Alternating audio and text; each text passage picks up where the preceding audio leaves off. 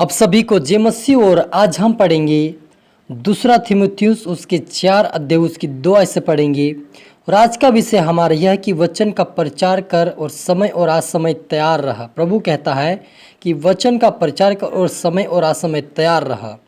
और लिखा है कि तू वचन का प्रचार कर, समय और असमय तैयार रहा, सब प्रकार की सहनशीलता और शिक्षा के साथ उल्हाना दे, डांट और समझा, क्योंकि ऐसा समय आएगा जब लोग खराब उपदेश ना सह सकेंगे, पर कानों की खुजली के कारण अपने अभिलाषों के अनुसार अपने लिए बहुत से उपदेशक बटोर लेंगे और अपने कान सत्य से फिरकर कथाओं और कहानियों पर लगाएंगे।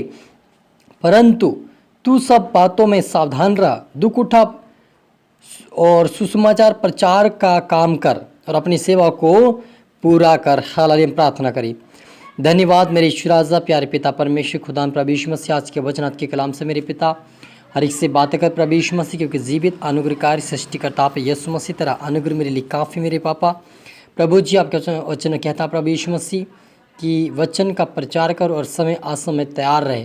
प्रभु यीशु मसीह जितने आपके बेटा बेटी देख रहे, पिता परमेश्वर सुन रहे, आज से प्रभु तेरी आत्मा तेरी क्षमा से भरकर पिता वचनों को बांटने पाए और समय पिता असमय तैयार रहे। प्रभु जी हर पल हर समय तैयार रहकर आपकी सेवा में आगे बढ़े, आपके विश्वास में आगे बढ़े, आपके राज्य की वारिस बने। सोहन दे मेरे ईश्वर राजा पवित्र प्रभु यीशु मसीह, आप मेरे मुख से होकर बोले, मदद और सहायता कर। ये प्रार्थना दुआ यीशु तेरे मीठा बदनाम से मांगते हैं, आमीन। तो मेरा जीजो, जब हम पढ़ते हैं दूसरा थिमुथियुस 4 अध्याय उसकी 2 ऐसे पढ़ते हैं, वहाँ पर लिखा कि तू वचन का प्रचार कर, समय और असमय तैयार रहा, सब प्रकार की सहनशीलता और शिक्षा के साथ उल्हाना दे और डांट और समझा। हालेलुया। मेरा जी, जो यहाँ पर वचन ही कहता है, पौलुस जी प्रभु यीशु मसीह के वचनों से कहता है कि हमें तैयार रहना है, वचन का प्रचार करें और समय असमय तैयार रहना है और लोगों को समझाना और डांटना है। मेरे अजीजों, यदि कोई परमेश्वर का सेवक आपको वचनों से डांट रहा है तो आपकी एक अच्छाई के लिए वो डांट रहा है। यदि आपको वचन से नहीं डांटेगा तो आप चाहे अपनी मनमानी इच्छा अनुसार चलेंगे। यदि वो ऊंची आवाज़ में आपको वचनों से डांट रहा है तो आप समझ जाए कि प्रभु आपसे बातें कर रहा है और प्रभु आपको चेतावनी दे रहा है कि आप शिक्षा और वचन के अनुसार चले। क्योंकि यहाँ पर स्पष्टता से कहता है कि तू वचन का प्रचार कर, समय असमय तैयार रहकर सब प्रकार की सहनशीलता और शिक्षा के साथ उल्हाना दे और डांट और समझा, क्योंकि ऐसा समय आएगा कि जब लोग खरा उपदेश से ना सह सकेंगे, पर कानों की खुजली के कारण अपने अभिलाषों के अनुसार अपने लिए बहुत से उपदेशक बटोर लेंगे। हालेलुया। मेरे जी, जो आज हमें प्रभु यीशु मसीह के वचन से ये प्रेरणा मिलती कि प्रभु यीशु मसीह कहता है कि ऐसा समय भी आएगा कि लोग अपनी स्वेच्छा के अनुसार कहानी और कथा पे मन लगाएंगे और अपनी इच्छा के अनुसार जो अपने मन में आएगा, जो उनको अच्छा लगेगा, वो सेवक को वो बांट लेंगे। लेकिन वो जिसको वो शुरू स्टार्टिंग में अपने जीवन में जो उनको आशीषित किया था, जो उनके लिए प्रार्थना की, उनको छोड़कर आप दूसरा पकड़ेंगे तो आप कभी आशीषित नहीं रहोगे मेरे जीजों।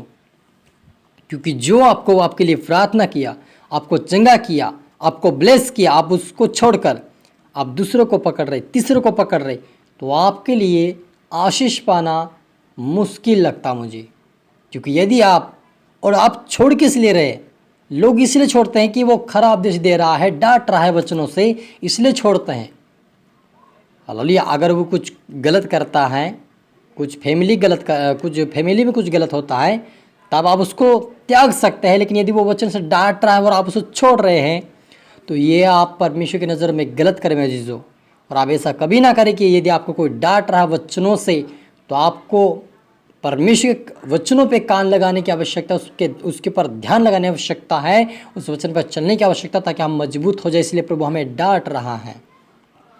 और यदि आप अपने मन में इच्छा लगे वैसे आपको वचन चाहिए, आज्ञाकारिता का नहीं, जो ऊपर मन को कानों की खुजली को मिटा सके ऐसा वचन आपको चाहिए, कहानी बांटने वाला चाहिए, आपको कथा बांटने वाला चाहिए, हंसी मजाक करने वाला आपको परमेश्वर का सेवक चाहिए, तो आप गलत कर रहे हैं। क्योंकि आप सच्चे परमेश्वर के सेवक छोड़कर आप कथा कहानी पे मन लगा रहे हैं, तो यानी आपके अपने कानों की खुजली को पूरा सुनने के लिए कर रहे हैं, अपनी इच्छाओं को पूरी करने के लिए आप ऐसा कर रहे हैं।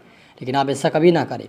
जो आपको डांट रहा है, समझा रहा है, तो उसको समझे, उस वचन पे चले, आज्ञाकारिता में रहिए, ताकि आप स्वर्ग राज्य तक पहुँचे और उसके राज्य की वारिस बने परमेश्वर के।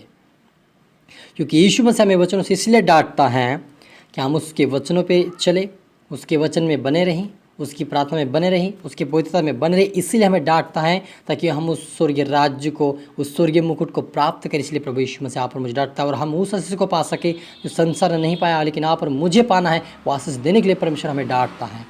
तो मेरे इज्जो, आप ऐसा कभी ना करें, लेकिन जो वचन आपको परमेश्वर, आपको जिस वचन से प्रभु आपको आपको परमेश्वर का दास आपको डांट रहा है जिस वचन से, तो आप सावधान हो जाए कि वो आपको कह रहा है कि आप उस वचन के अनुसार चले। क्योंकि जब हम आज्ञाकारिता में नहीं रहते तो वही वचन हमारे जीवन में आता है ताकि हम बार बार हमें सुनाई देता कि ये वचन ऐसा प्रकार है।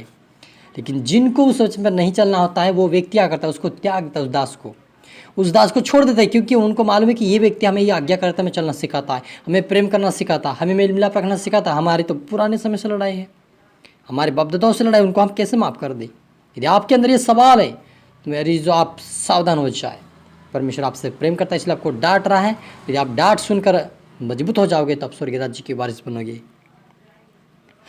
और लिखा है, और अपने कान सत्य से फेर कर कथा और कहानी पर लगाएंगे, परंतु सब बातों में सावधान रहो, दुख उठा और प्रचार कर, काम और अपनी सेवा को पूरा कर, क्योंकि आप में अधार्मिक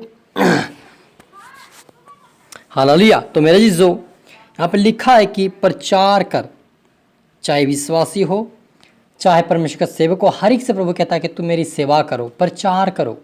हमें मन में अपने जीवन में नहीं रखना है, सत्य वचनों को हमेशा अपने जीवन में लागू करके लोगों तक पहुँचाइए। आपकी जिम्मेवारियाँ हैं, क्योंकि प्रभु ने हमें एक जिम्मेदारी दिया है, जिम्मेवारियाँ दिया है कि हम दूसरों तक पहुँचाए और हम भी चले वचन पर, दूसरों को भी चलाए। ये परमेश्वर की इच्छा है। लेकिन यदि आप परमेश्वर के दास को छोड़ रहे किस वचनों की वजह से कि आपको कुछ आज्ञाकारिता में सिखा आप छोड़ रहे हैं, तो आप गलत कर रहे हैं। आप ऐसा कभी ना करें।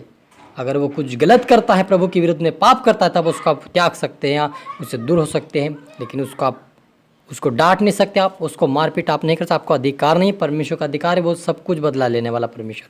यीशु मसीह कहता है कि तुम्हें बदला लेने की आवश्यकता नहीं, मैं बदला लूँगा, यानी आपको और मुझे बदला लेने की आवश्यकता नहीं है। प्रभु एक दिन जरूर लेगा उसका बदला, आपका मेरा बदला, सबका परमेश्वर एक दिन हमारा हिसाब लेगा। इसलिए आज से सत्य वचन पर चले, प्रार्थना में बढ़े, वचनों में बढ़े, प्रभु के वचनों पे ध्यान दे, उसके राज्य के वारिस बने, ताकि आशीष पाकर उसके राज्य में हमेशा के लिए हम प्रवेश करके राज्य में आशीष प्राप्त कर सके। हालेलुया। हम प्रार्थना करें। धन्यवाद मेरे ईश्वर राजा, प्यारे पिता परमेश्वर, मेरे खुदाम प्रभु यीशु मसीह, आज के वचन आज के कलाम से पिता हमारे से बात है क्या प्रभु, आपका नाम ऊंचा, आप बड़े में घट मेरे पापा। सच मुझे यीशु मसीह हमारा जिंदा खुदा आसमानी बाप है, तेरा अनुग्रह हमारे लिए काफ़ी है। हमें सीखा, हमें समझा, आपके राज्य की वारिस बना यीशु मसीह, क्योंकि सर्वसिद्ध परमेश्वर आप है, तेरा अनुग्रह हमारे लिए काफ़ी है। प्रार्थना से मजबूत बना प्रभु जी। आपके बेटा बेटे जितने सुन रहे देख रहे पिता, उनका हर एक के लिए मैं दुआ करता। आज से प्रभु प्रार्थना बढ़े, वचनों बढ़े। आज से पिता कथा और कहानी पर नहीं प्रभु, लेकिन आपके वचन पे मन लगाए, आपके वचनों पे मन लगाकर आपके वचनों पे चले, आपके वचन के अनुसार चले, आपके आस बरकत पे, आपके राज्य की वारिस बना, आपके बेटे बेटे हर एक को बना और आशीष दे मेरे ईश्वर राजा। सब तले में ढापते मेरे ईश्वर राजा, प्रार्थना सुना, आशीष क्या, धन्यवाद मेरे ईश्वर राजा। ये प्रार्थना दुआ यीशु तेरे मीठे मधुर नाम से मांगते हैं, आमीन। आप सभी को गॉड ब्लेस यू ऑल, और अगले वीडियो मिलते सबको जय मसीह की।